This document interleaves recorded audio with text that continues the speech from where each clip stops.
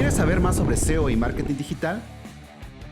Estás en el lugar correcto. Bienvenido al espacio donde compartir es crecer. Esto es Top SEO.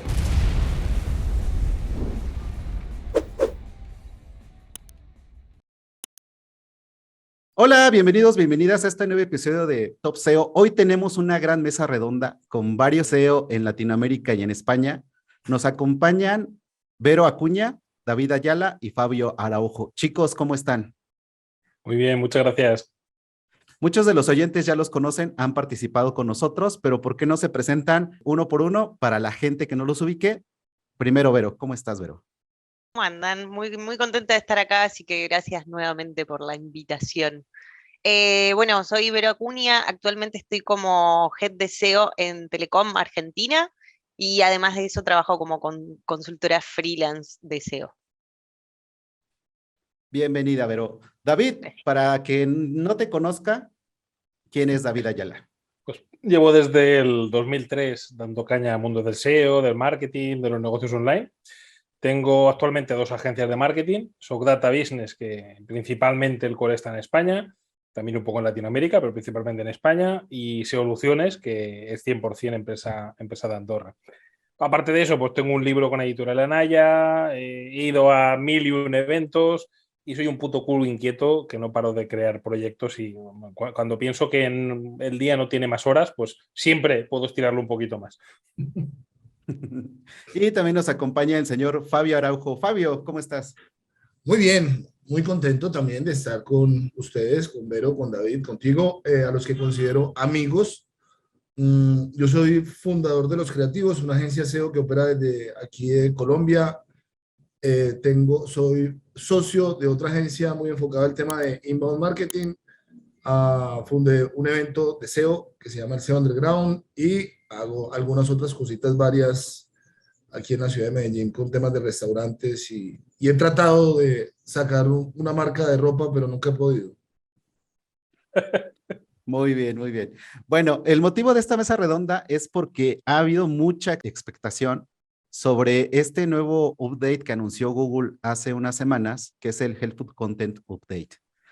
Muchas de las personas que oyen este podcast nos han preguntado qué tan fuerte viene, qué cambios hemos visto. Por eso nació la iniciativa de juntar a SEOs de gran nivel, como son los que están aquí de invitados, para que compartamos con la audiencia qué hemos visto, si realmente hay que ponernos a temblar, si viene muy fuerte, etcétera, etcétera.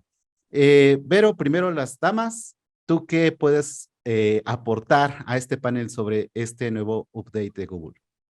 Bueno, sobre este nuevo update, yo la verdad que no vi mucho revuelo, a diferencia de otros que enseguida vemos cómo rebota y cómo empiezan a cambiar las SERPs rápidamente y que se genera como ese ruido en las SERPs que hoy estás primero, mañana estás cuarto, pasado estás octavo y después volvés a primera posición.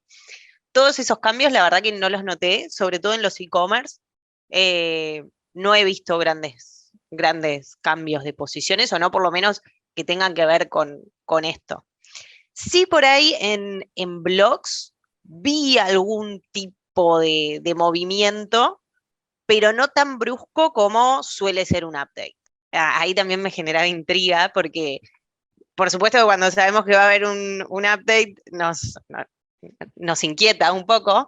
Entonces ahí también quería y tenía bastante expectativa de esta mesa redonda para ver cómo les había pegado a ustedes y qué habían visto, si habían notado cambios y demás. Yo por lo menos no vi un comportamiento similar al de otros updates. Fabio, ¿tú qué nos puedes compartir sobre este update que has visto en las SERPs? Yo le hice como el seguimiento desde el 21, que había como un ruido de una actualización. El 22 se oficializó y estuve revisando como las herramientas principales de monitoreo, el CAS de Moz, el sensor de SEMrush, etcétera, etcétera, etcétera, y no pasó nada. Pues y cuando digo no pasó nada a nivel mundial. Como dijo Vero, Google dice que va a tener un impacto alto. Hasta el momento, por ejemplo, nuestro fuerte son el sector financiero, las universidades, todo lo que tenga que ver con construcciones inmobiliarias y algo de e-commerce. hasta este momento no ha pasado nada. Lo que pasa es que la actualización no trae nada nuevo, o sea, era todo lo que ya sabíamos. Pues está ahí, está el tema de calidad, está el tema de la satisfacción de las personas que les quieren ahora no las, o sea, no es como nada nuevo, entonces yo no he visto nada nuevo, pues yo no sé David, que David sí que tiene más cositas. Es lo que iba a decir aquí. O sea, yo antes de que viniera el update, lo primero, claro, cuando vi que todo el mundo hacía revuelo, dije, ostras, digo, puede que venga un puto Panda 3.0 o la versión que queramos, ¿no? Y ahí sí que me dio un poco de alerta, pero luego recuerdo que estuve viendo con otros SEOs, vimos punto a punto, y justamente vi como Fabio, o sea, eran puntos de experiencia de usuario, eran puntos de tal. Cada uno de los puntos que vi que iban a implementar, o sea, eran cosas que ya estaban implementadas en Google, con lo cual, y aunque no sean oficialmente implementadas, cosas que yo había visto personalmente en otros updates, ¿no? De cambios de intencionalidad, de indirectamente meter la cuña de que iban, a ver, al final estos updates, seamos realistas, gran parte van contra la web de afiliados de Amazon y web de este tipo que las creamos de manera masiva como churros. En cuanto a movimientos que he visto, realmente he visto alguno ligero, o sea, es que a ver, yo me gusta seguir día a día con SERranking y con otras herramientas que utilizo como trackers, la variación de posiciones. Más que nada, a ver, hay gente que dice que eres exagerado, ¿no? Igual con 15 días te sobra, pero por ejemplo, para estos updates me viene de maravilla. En clientes míos he visto de Estados Unidos, he visto movimiento muy poca variación. O sea, realmente no puedo decir que haya sido algo susceptible. He visto algún caso, pues que he compartido con compañeros del sector y tal, pero son casos muy aislados. O sea, no podría decir, es que incluso diría, ¿se ha debido al update o realmente si no hubiera habido update hubiera bajado igual esa web? Sobre todo en webs que estaban atacando muchísima long tail, muchísimas keywords en misma URL, webs que a lo mejor esas long tails son tan específicas que tendrían que haber tenido una URL específica. Me da la sensación de que sí que ha podido ser por eso, pero algo muy ligero. Ahora bien, aquí tenemos el debate de siempre, ¿no? ¿Ha sido un update, entre comillas, fantasma o muy ligero? ¿O realmente a lo que se ha cargado quizás han sido webs que estaban en segunda, tercera página, que eran un maldito zurullo de webs, y lo que ha hecho ha sido ponerles aún más freno y mandarlos al abismo? Porque claro, ese tipo de webs quizás no las tenemos tan traqueadas. Y por eso el movimiento que haya podido haber en Google, igual ni nos hemos dado cuenta, que también podría pasar. Yo voy a decir una cosita, yo creo que el movimiento es más fuerte de lo que nosotros estamos viendo ahora, porque no es normal que hagan una actualización y la hagan pública. Y por ejemplo, no sé si vieron en la documentación sacaron del tema de cómo se crean los fragmentos, cómo crear las metadescripciones, como que siento que le están haciendo mucho push y que viene algo que todavía no ha salido. Es como un sentir, es simplemente un feeling que tengo ahí, pero no sé cómo lo vean ustedes. Yo creo que todavía no ha pasado lo que va a pasar. Sí, da la sensación de que fue el principio de algo, o de que es el principio de algo que más adelante se va a terminar de consolidar. Además es que pensemos que hacia dónde van los últimos updates que hemos visto. O sea, yo hace años que no veo un update que me haya jodido el tema de los enlaces. Bueno, y cruzo los dedos que no me lo toquen, que benditos enlaces, ¿no? Pero y que sigan, o sea, seguir creando web de Amazon, llenemos internet de mierda, que así Google se fijará en esas cosas y no se fija en los enlaces. Pero bueno, el tema está en que... Desviar la atención, ¿no? Eso es. Y el tema está en que mi sensación, todos estos últimos updates de estos años han ido muy enfocados pues, a contenidos, ya no a contenidos, sino a responder intencionalidades, a que no posiciones lo que no debes en una URL. Recuerdo uno de los updates que teníamos una web de venta mayorista y nos lo mandó a la mierda y metió webs de e-commerce, o sea, jugó un poquito con intencionalidades, luego pues simulamos que era un e-commerce y subió otra vez, pero bueno, me da la sensación que va un poquito en afinar de que lo que no debe de posicionar ahí no posicione, pero no porque la web sea buena o mala, sino porque sea algo falso o no sea lo que realmente quiere encontrar el usuario. Y no con este último update, sino con el que hubo en mayo, sí vi que empezaron a aparecer más de un resultado por dominio.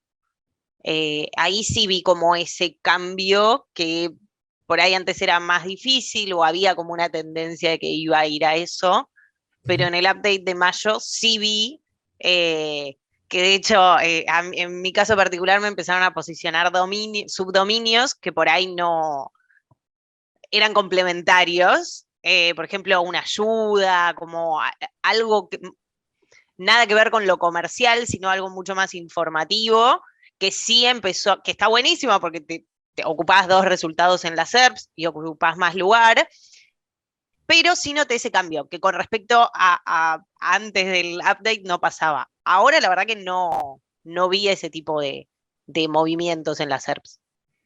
Más que De justo lo acuerdo, que nosotros usamos RAID y hay un informe que está programado de canibalizaciones.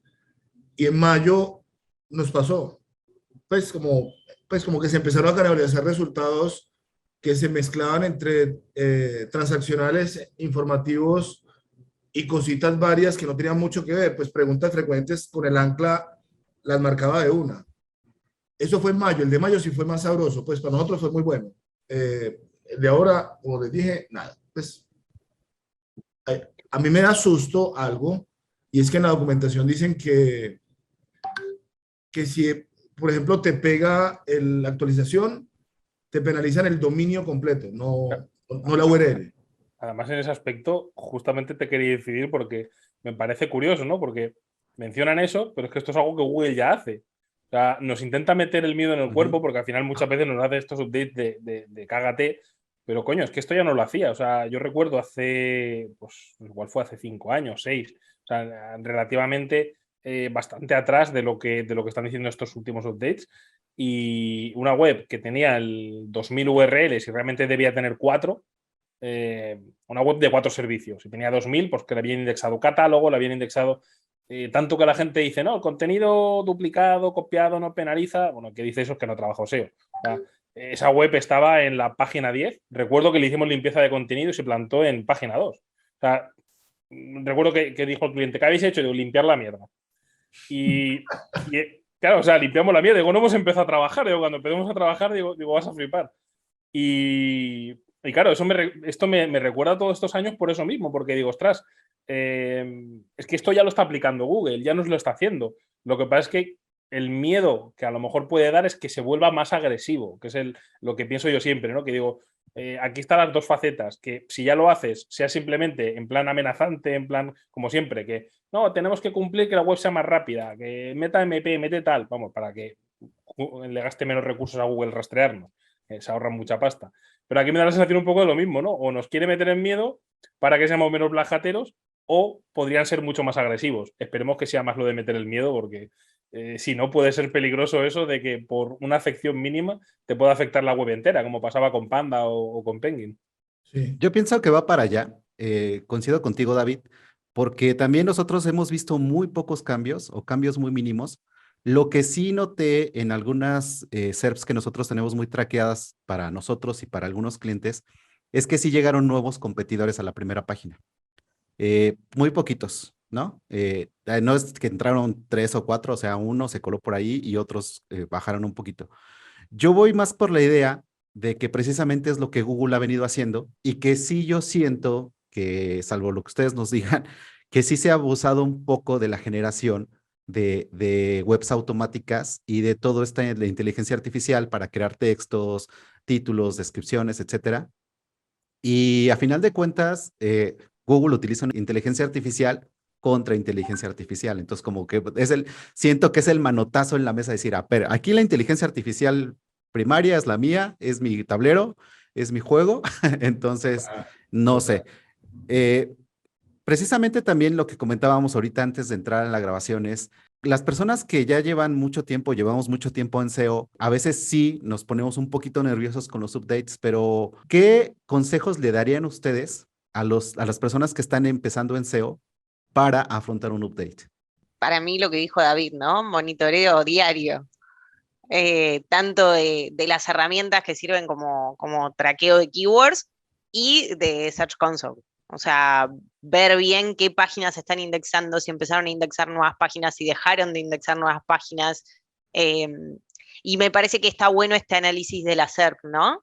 Quiénes estaban y quiénes están ahora. Me parece que eso es fundamental. Y sobre todo, algo que a mí me calma bastante, luego de que pasa, es entender que va a haber estos rebotes en las SERPs. Justo hoy a la mañana mostraba uno de esos resultados en donde habíamos sacado una nueva landing que performaba muy bien y que estábamos muy contentos porque habíamos logrado las primeras posiciones, y a los poquitos días nos tocó un update que nos tiró para abajo porque empezó a posicionar un sitio del gobierno. Entonces cuando pasan esas cosas es un poco frustrante porque es como sacamos una nueva landing que posiciona, que performa mejor, debería posicionar mejor, y durante el primer mes sí noté muchos cambios, muchas fluctuaciones, que aparecíamos primeros, que después aparecíamos cuartos, que después aparecíamos terceros, como que iban fluctuando, y luego del mes logramos la primera posición, y hoy en día estamos en primera posición casi indiscutidamente, aparecemos primeros, y está muy bien eso, pero durante el primer mes nos costó mucho. Entonces, tomarlo con cierta paciencia. Sé que cuando uno tiene que mostrar números es un poco estresante porque es como, ¿qué te voy a decir? Sacamos una nueva landing y no performó como queríamos o como esperábamos, pero sí tomarlo con un poco de calma. Entender que el comportamiento, o por lo menos lo que yo vi en varios updates, es que fluctúa mucho y después se calma. Que creo que es lo que nos llama la atención de que justamente no fluctúa. Era como que estábamos ahí todos esperando de, bueno, que nos sacudan un poco, y cuando lo vemos, bueno, al final no nos sacudieron. Es como que estábamos acostumbrados a eso y como no sucedió, nos sorprende. Hay un temita de las actualizaciones de Google que es muy gracioso. Es que Google saca un comunicado o no, de una actualización y a los 30 segundos hay 135 guías de cómo superar esa actualización. Yo digo, pero ¿cómo putas? Hay una actualización y ¡pum! Ya hay 10 SEOs hablando de cómo atacar esto y cómo mejorar las prácticas. Y entonces, yo digo, o sea, es como una canción, déjela madurar, déjela que pase, déjela de que sea. Eso es lo que me parece gracioso de las actualizaciones. Exactamente. Además aquí a mí me gusta siempre poner sobre valor el trabajo de los SEOs, ¿no? Que muchas veces alguna empresa te dice, no, ya estoy en primeros puestos, bueno, quitando el tema de que una vez subes, la competencia sigue trabajando y te va a pasar, ¿no? Tarde o temprano, que sí, tu trabajo sigue valiendo, pero aquí pongo el valor del trabajo de los SEOs, ¿no? Que no solamente es saber subir, sino saber mantenerte. Y aquí está ese valor añadido que damos cuando viene un update, porque en los updates al final, para ser SEO, para mí es esencial el ser muy crítico, el ser analítico, el poder sacar conclusiones. Y hay que sacarlas sin prisa, porque, a ver, yo he visto gente que ha arruinado proyectos por culpa de las prisas. Ha habido un update y de repente empieza a hacer cambios, bueno, como decía Vero, ostras, que es que luego puede haber un rebote, luego puede haber un rollback.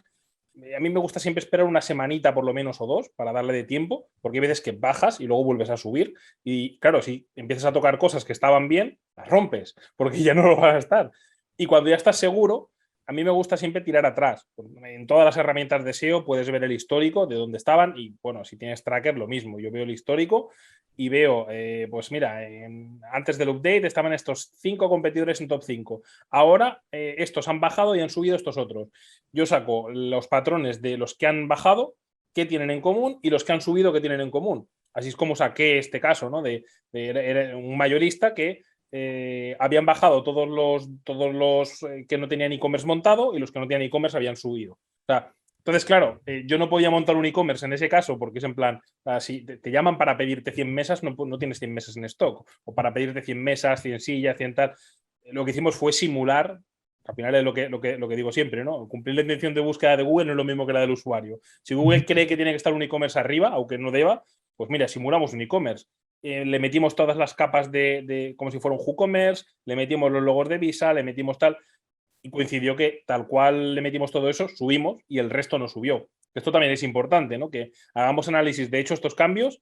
¿He subido solo yo? Bueno, ha funcionado los cambios, lo puedo replicar en otros proyectos.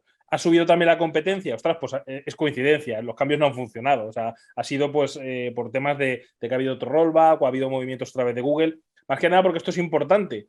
A la hora de llevar clientes, por ejemplo, nosotros en una de las agencias llevamos 200 clientes, en la otra 60, y muchos coinciden en temática, ¿no? Te puede golpear más a e-commerce, te puede golpear más a tal, cambien intencionalidades, y claro, es la parte interesante. Sacas conclusiones de un baremo muy grande y luego las aplicas al resto.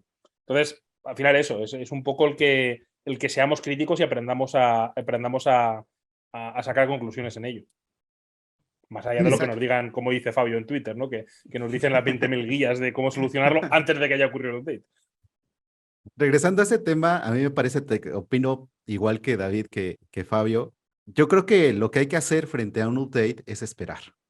La experiencia lo que nos dicen es que Google es como siempre lo digo, es un producto que está en permanente mejora y son expertos en hacer pruebas A/B. O sea, nos ha pasado cuando pusieron las metadescripciones más Más largas, entonces largas. todo el mundo cambiando las metadescripciones, haciéndolas más largas, luego hicieron un rollback. Cuando pasa las famosas fotitos de los autores, todo el mundo poniendo la foto con los autores, etcétera, etcétera.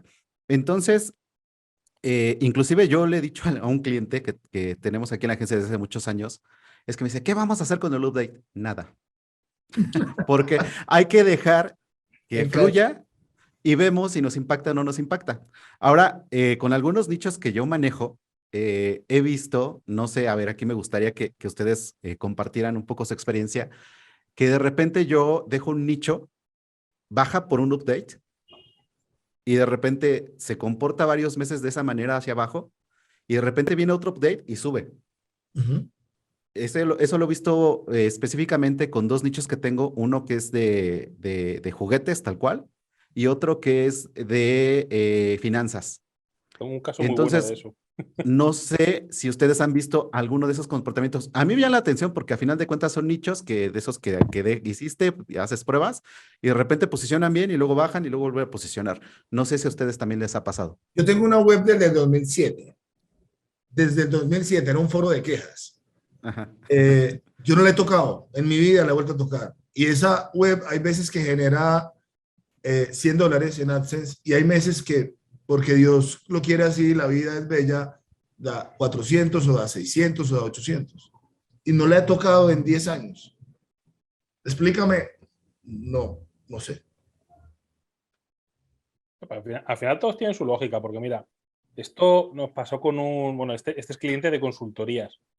Tiene una clínica de fisioterapia y él estaba clavado en el top 3 de Google. Nosotros hacíamos pues una sesión de control pues cada mes o cada 2 meses.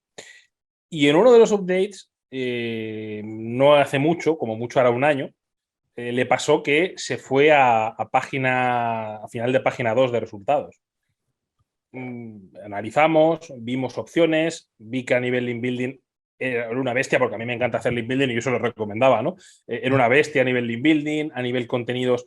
Él tenía un blog que posicionaba 2.000 palabras clave cuando el resto en toda su web posicionaban 10, 15 palabras clave. O sea, todo estaba bien. Tiramos de Disavow, tiramos de tal. Y ya en última opción, ahí empecé a darle vueltas y esos updates fueron mucho por tema de intencionalidad de búsqueda. Y pensé, pues como lo que decía antes, no hay que buscarle una lógica. ¿Qué diferencia hay entre los competidores que se han quedado arriba y él? La única diferencia que había era que él posicionaba muchísimas más keywords. Y puedes decir, hostia, esto es bueno, ¿no? Pero realmente en este caso era malo. O sea, es lo que le dije. Calculé semánticamente lo relacionado que estaba con su vertical y él tenía un 5% de similitud semántica con la vertical de fisioterapia. Los competidores tenían un 90%, 99%, claro, tenían 10 URLs como mucho. Es fácil tenerlo. Esto al principio, pues claro, suena raro cuando le dije, digo, borra el blog. Y me dice, hostia, es que tengo, no sé si me dijo que eran 500 visitas al día del blog. Claro, ahí fue cuando entramos en el debate. Digo, ¿esas visitas te convierten? ¿Te dan clientes? Temas que no, porque tratan sobre salud, sobre temas de espalda, pero no sobre fisioterapia tal cual. Borramos todo el blog, exceptuando 4 entradas que trataban de fisioterapia.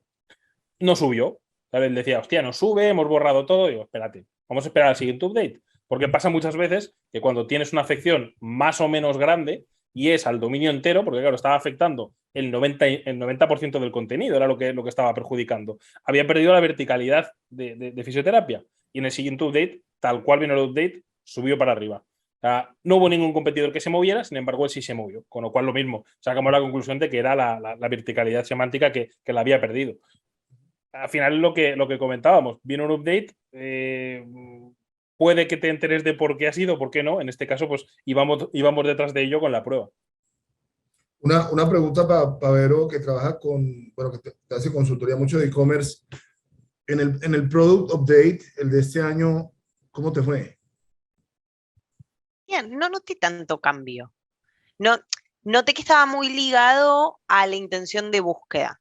Ajá. A mí siempre la intención de búsqueda en las herramientas me pareció como un poco innecesario, como que decía, ¿para qué necesitamos la intención de búsqueda si ya sabemos con qué keyword nos queremos posicionar, más allá de que traccione tráfico o sea más inspiracional, siempre y cuando, como decía David, tenga que ver con tu vertical de negocio, de contenido? Fue bien. Creo que justamente en estos updates, en los últimos, esa intención de búsqueda se está viendo reflejada en las SERPs. Sí, Entonces, me dio esa sensación. Con los últimos updates me dio esa sensación de, tenía una razón de ser la intención de búsqueda que quizás quienes hacemos SEO hace mucho, como estamos acostumbrados a hacer research, más allá de la intención o no intención, porque hacíamos research desde hace un montón y no teníamos esa herramienta, por ahí sí entendí que la intención de búsqueda es una herramienta importante, sobre todo para quienes hacen varios research y para quienes tienen e-commerce, de que va a posicionar o que no, o que va a fluctuar. Y creo que lo que decía David está muy relacionado con que muchas veces, como somos SEO y como somos, si se quiere decir así, la puerta de entrada a un sitio, muchas veces solo nos quedamos con los clics o con las impresiones o nos quedamos con esas dos métricas, ¿no? Sesiones, usuarios, bueno, vemos eso. Y me parece que es muy importante ver el funnel completo. Yo soy como medio fan de eso. A mí me gusta ver la conversión. ¿Por qué? Porque el share fluctúa mucho, o sea, y es muy inestable. Te prenden una campaña, un equipo que por ahí vos no lo manejás, sobre todo en empresas grandes, te prenden una campaña y te tiran el share.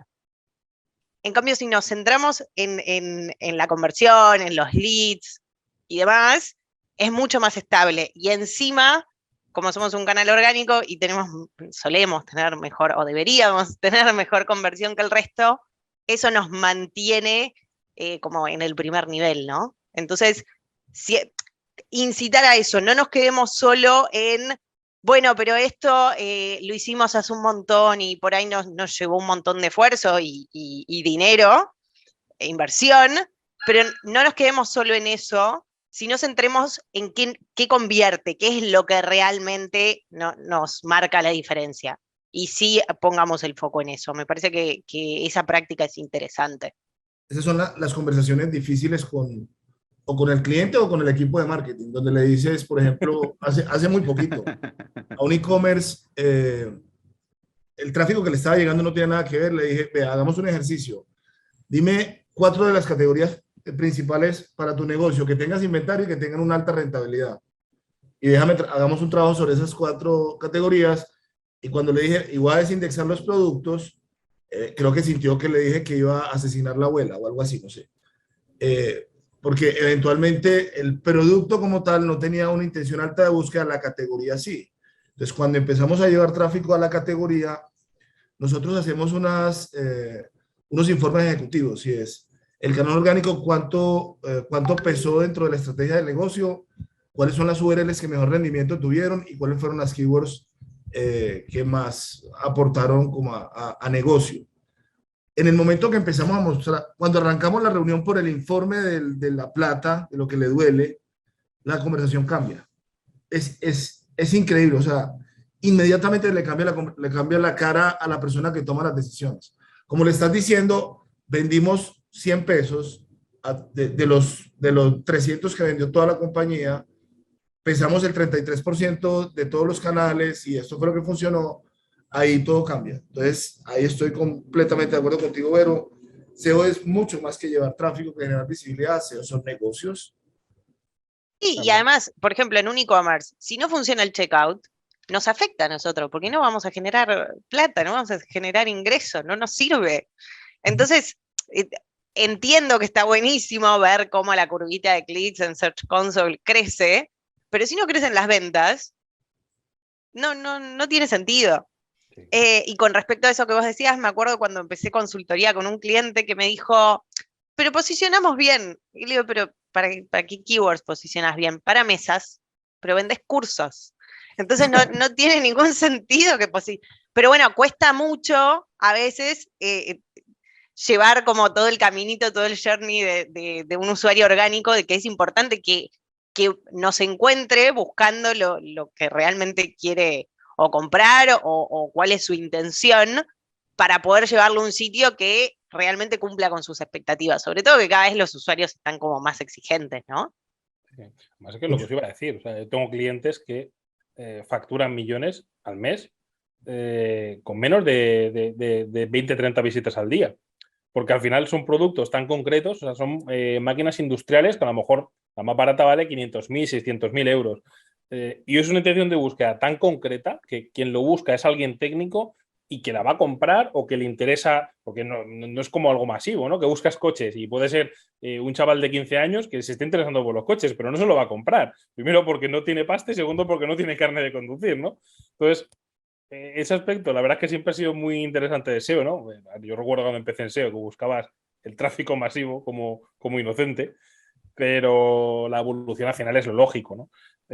Google también tiende a ello, a que cada vez segmentemos más la intencionalidad, igual que pasa con los e-commerce, que ya no puedes posicionar junto, por poner un ejemplo, ¿no? Comida de perros, comprar comida de perros y mejor comida de perros. O sea, comida de perros y comprar comida de perros tiene la misma intencionalidad. Tú lo buscas y te salen todo categorías de e-commerce, te salen todo para comprar productos listados. Sin embargo, cuando tú buscas mejor comida de perros, te salen todo artículos de blog, informativos, donde compares uno con otro, mucho texto, con lo cual hay que saber diferenciar eso y ver cuál te da la pasta. Evidentemente, la que busca la gente con la visa en la mano es la que me interesa.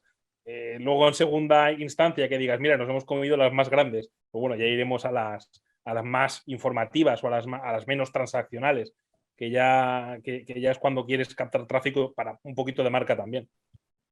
Y aquí es donde tiene mucho sentido lo que comentabas hace rato, David. O sea, este update que se habló tanto y generó tanta expectativa no trae nada nuevo, sino es lo que Google nos está diciendo desde hace muchos años de tenemos que buscar esa afinidad semántica, trabajar nuestras entidades y nuestra intención de búsqueda. Entonces, si nosotros ya enfocamos el SEO desde una manera ya estratégica, desde que creamos la arquitectura, desde que hacemos este research del que hablaba Verónica, desde cuáles son mis keywords transaccionales, cuáles son mis keywords informacionales, cuáles van a ser comparativas y las colocas correctamente dentro de una arquitectura en tu sitio web y creas contenido que cubra esa intención, que se oye muy ambiguo, pero realmente funciona, entonces no hay que temerle a un update, que eso es lo que yo le decía, ahí es lo que le decían a los clientes, no vamos a hacer nada porque estamos haciendo las cosas como se deben de hacer. Sí, sí se manejan verticales totalmente diferentes, David lo sabe perfectamente, hay verticales en las que puedes hacer muchas cosas y hay verticales en las que no te debes de portar bien porque si no, luego Google te pone el lente, ¿no? Y esa es la diferencia, ¿no? De un SEO que está empezando, que yo veo que son los clics, con lo que comentaba, tráfico, y un SEO ya mucho más curtido, porque no me gusta manejar expertos, porque pues no somos expertos, porque andamos, como siempre lo digo, ¿no? Tenemos que ser como surfistas en la cresta de la ola, porque si nos perdemos, nos caemos. Un SEO más curtido se va a ir a las conversiones. Es lo importante para cualquier persona que tenga un negocio en Internet. Creo que también es nuestro diferencial, insisto. Frente a otros canales, nuestra conversión debería ser mayor. Y por la naturaleza del canal orgánico, por la naturaleza de SEO, deberían elegirnos. Entonces, quizás lo que tengamos que hacer sea ajustar un poco eso, explicar qué es lo que hacemos y explicar los números, y ya con eso debería funcionar solo. O sea, el cliente que ve eso va a reincidir en SEO, y en la empresa en la que estamos, si ven los números, van a querer potenciarnos, simplemente por la naturaleza del canal. Aquí me mola la parte de los updates, que yo siempre digo que para mí son agridulces, ¿no? Por un lado los odio porque nos hacen currar y nos hacen investigar, pero por otro lado me encantan porque, como comentabais antes, hay webs que llevan toda la vida posicionando bien o llevan un largo periodo o han posicionado de rebote, porque al final tengamos en cuenta que está ese factor suerte de que montas una web sin querer, la hace alguien medianamente bien, un autónomo, una pequeña empresa, claro, le posiciona durante un tiempo. La parte buena de estos updates es que esas webs que no están controladas, que no están trabajadas, en esos updates van a caer, porque no es alguien que se ponga a investigar, que se ponga tal. Entonces, en cierto modo, a mí no me gustan porque me hacen trabajar más, pero por otro lado me encantan porque son oportunidades para los que sí que estamos al día, para los que estamos constantemente investigando, viendo, por lo cual al final yo si tuviera que elegir entre updates sí, updates no, yo te diría que sí. O sea, yo prefiero que haya updates porque nos hace, primero, mejorar y segundo, el que mucha competencia se quede atrás y no se actualice. Incluso hay veces que grandes titanes de... he visto caer, por ejemplo, el sector adulto, he visto caer grandes titanes que en su momento nadie hubiera dicho que habrían caído a nivel SEO. O sea, a nivel marca han seguido funcionando, a nivel publi de pago, pero a nivel SEO han caído y no han vuelto a remontar, por mucha marca, por mucho link building que han tenido, porque todo el link building al final es la gasolina, pero si rompes el motor, ya no funciona. Entonces, aquí es un poquito lo mismo. Hay un tema del update, eso que dijiste que como que lo incomoda a uno y lo moviliza, primero a ser mejor y segundo a seguir investigando. Nos pasó después del 22. Yo tengo un equipo que, bueno, David lo sabe, que redacta mucho contenido por temas de protección de marca y tal, y empezamos a generar contenido con AI, pues, con inteligencia artificial. Entonces tenemos como un proceso sencillo y es, tengo dos herramientas, armo como el input que le entrego a las herramientas, la herramienta me crea el contenido y vamos a un proceso de calidad donde alguien, una persona, interviene en el contenido y el contenido se le hace el típico análisis de plagiarismo y tal y pum, se publica. Con la herramienta de Writing Assistant Tool de SEMrush le damos como la última pasada después de publicado y todo bien. Entonces con esta nueva actualización dentro del equipo de contenido empezamos como con la duda de si deberíamos parar o no el uso de las herramientas de inteligencia artificial para construcción de contenido. Al final del ejercicio dijimos, no lo vamos a parar, lo vamos a seguir usando, de hecho lo vamos a intensificar, porque es un asistente que te ayuda a mejorar la velocidad, pero al final hay una curación que te permite determinar si estás respondiendo o no a una intención de búsqueda. Entonces, no, de hecho, no estás infringiendo ningún tipo de norma, por más que por ahí en la documentación hay algo que habla del uso de las herramientas automatizadas. ¿Ustedes qué opinan? ¿Qué piensan de la práctica? Yo coincido contigo. Como en el link building, que nos dicen que no usemos programas automáticos y sigo utilizando ese autopilot. Exactamente, pero tiene mucho sentido lo que comentas, Fabio, porque es como cualquier herramienta va a ser buena. Hablemos de cualquier herramienta de inteligencia artificial, sea autopilot, etcétera, etcétera. El tema es cómo lo utilizas, que yo creo que ese es uno de los temas que hemos platicado también cuando hablamos de Black Hat, cuando estuvo aquí David y cuando estuvo Mark. Las herramientas son precisamente eso, una herramienta que te puede ayudar a hacer las cosas mucho más rápido que si las haces manualmente.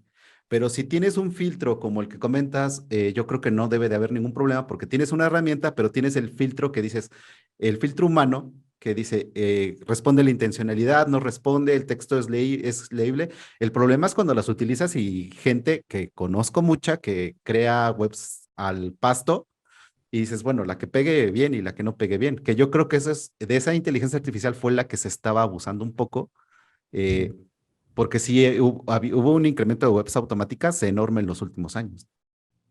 Sí, yo ahí siempre pongo el caso de una herramienta, no me acuerdo cómo se llamaba, que te decía si la canonical o el canonical estaba bien implementado o no. No te sirve esa interpretación, porque lo que yo busco en una herramienta es que me diga rápidamente cuál es el canonical, cuál es la etiqueta que tiene mi página. Pero yo humano, voy a decidir si está bien implementado o no. Entonces creo que está bueno entender eso. Las herramientas, como decía Miguel, nos ayudan a hacer nuestro trabajo, pero no hacen el trabajo por nosotros. O sea, nos ayudan y tenemos que usarlas porque está buenísimo y porque nos ahorra tiempo y porque hace que lleguemos a lugares que si no, no llegaríamos a un costo mucho más económico.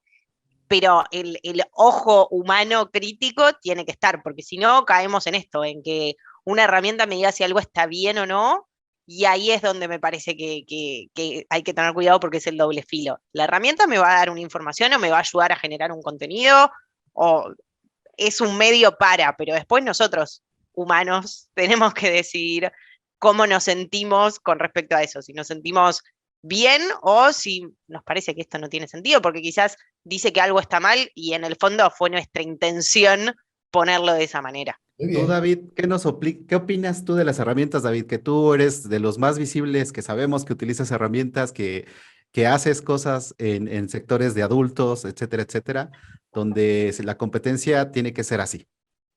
A ver, al final es saberlos utilizar, es como el spin tags, ¿no? Tú puedes sacar un texto espineado que sea un auténtico zurullo y se nota la legua que es una similitud muy alta, o puedes hacer un spin tags que para sacar 200 palabras te pegues 15 horas para hacerlo.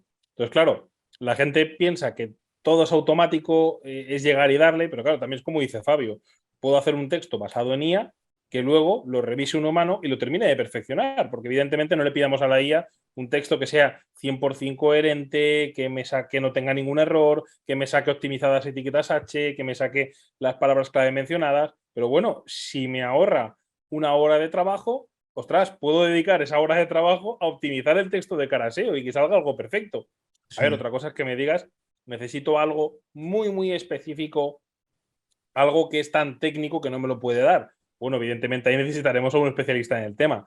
Pero, por ejemplo, para los textos que yo suelo llamar de relleno, para los textos SEO, que evidentemente tienen que responder preguntas, tienen que responder a la intencionalidad de tu usuario que Google busca, pero un e-commerce, por ejemplo, que muchas veces pasa en PC Componentes, que tú lo miras y el texto de abajo es un texto de relleno, o sea, es que está puesto abajo para que la gente ni llegue y no le moleste. Ese tipo de textos, ¿qué diferencia está entre que lo haga un humano bien o te lo haga una IA bien, luego lo supervises, lo optimices? Para mí, si sale el resultado bien de cara a Google, me da igual que sea automático. O sea, a más automatizado todo, más fácil para nosotros y ya no es, porque hay gente que te dice, ostras, nos van a quitar curro, al revés. O sea, en SEO hay tantísimo curro que es que por mucho que automaticemos, siempre vamos a tener otras cosas para hacer. Vamos a tener que ver esos updates, vamos a tener que verla, va a tener que haber gente revisando esos textos. O sea, es que al final lo que hacemos es que evolucionamos en la forma de trabajar, no es que desaparezcan X cosas. Mm. Ahí en generación de contenido automático, no sé si han tenido la oportunidad, bueno, David que trabaja más con WordPress y Miguel, Rank Math en la versión Pro y creo que también la gratuita, conectó una herramienta de Content AI. Es diferente y está buena porque está muy bien pensada para SEO. Entonces lo que hace, no sé si se acuerdan del antiguo RFIDF, sí, RFIDF. Hace algo similar, entonces hace el scrapeo de los 10 primeros resultados y te genera ideas de contenido, pero también te genera las ideas de las facts, de la esquema de los facts, te hace conteo del número de headings ideales, te dice cuántas imágenes deberías tener, te habla de la longitud del texto, te arma los headings, te los arma. O sea, te sugiere H1, H2, H3, según lo que vio por ahí. Esa fue como la última que me dijo, como está muy bien usar una herramienta de esas, porque te acorta la distancia entre lo que tienes que producir y cómo lo vas a producir. Entonces, creo que van a salir herramientas que nos van a ayudar mucho en generación de contenido y creo, a título personal, pues que creo que todos coincidimos que se deberían de usar, son una buena forma de llegar a un destino. Sí, es correcto, porque no podemos negar que a final de cuentas toda esta inteligencia artificial va a cambiar la forma en que trabajamos. No dudo que dentro de poco haya unas personas que salgan gritando otra vez que los SEO se van a morir y que el SEO Ah, está muerto, pero coincido perfectamente con la frase que acaba de decir David, el SEO evoluciona y nosotros tenemos que evolucionar también. Como comentaba precisamente Fernando Macía cuando estuvo aquí, pues tenemos que aprender y desaprender rapidísimo sí, y utilizar estas nuevas herramientas que están y perderles el miedo, ¿no? Porque a final de cuentas, si no sabemos utilizarlas, entonces sí nos estamos quedando atrás, pero hay que saberlas utilizar y sobre todo aquí bien, va a ser lo de siempre, el pan nuestro de cada día cuando hacemos SEO, es nuestras pruebas, nuestros errores y tener siempre nuestros sitios de test, qué funciona, qué sí. no funciona, para saber por dónde tenemos que tirar. De verdad, chicos, les agradezco muchísimo. Se me fue volando el tiempo. Y ya llevamos un buen rato aquí grabando. En dado caso que alguien de la audiencia quiera contactarlos, ¿por qué medio lo puede hacer? Empecemos con Vero. Por Twitter, @VeroAcu, me pueden encontrar ahí. Y si no, también estoy por LinkedIn. Por Twitter respondo más rápido. David. el momento que esperaba durante toda la hora, el spam. Bueno, pues ahí me podéis encontrar en mi blog, en davidayala.com. Por ahí me podéis contactar por mail, por WhatsApp o por Twitter, @soywebmaster. O si queréis verme haciendo pizzas, comiendo, bañándome en la playa haciendo la croqueta, pues en Instagram, David Ayala Gil. Y bueno, como digo siempre, el que me escriba, pues yo siempre respondo. Otra cosa es que tarde un día o tarde una semana, depende del lío que lleve, pero siempre, si alguien estima 5 minutos en escribirme, pues no hay nada mejor que tú estimar un poquito de tiempo también en responder a esa persona. Fabio, aprovechando el spam que ya anunció David, tenemos también que nos platiques sobre el evento de SEO Underground y dónde te pueden contactar. Bueno, muy bien, gracias. Este es spam de valor, porque todos los que estamos aquí vamos a estar en el evento. Entonces, el próximo 21 y 22 de septiembre vamos a tener el SEO Underground. Es un evento que nació muy enfocado al mundo del SEO, sigue muy enfocado al mundo del SEO. Este año, casualmente, hay varias ponencias de automatización, del uso de Python para mejorar la eficiencia en el trabajo de SEO, de generación de contenido automático, en fin, hay charlas muy interesantes, tenemos 31 ponentes. Es un evento híbrido, es decir, en la ciudad de Medellín, en un auditorio vamos a tener 350 personas y esperamos poder conectar 30.000 personas alrededor del planeta Tierra y ya está. Todos están muy invitados, a mí me encuentran en Twitter como FAraujoj. No me busquen en ninguna otra red social que no me gustan, en LinkedIn a veces estoy, pero Twitter es como mi espacio natural. Muy bien, pues ahí tenemos la invitación. Por favor, todos los oyentes, ¿en dónde se pueden registrar para que lo vean? SEOunderground.com.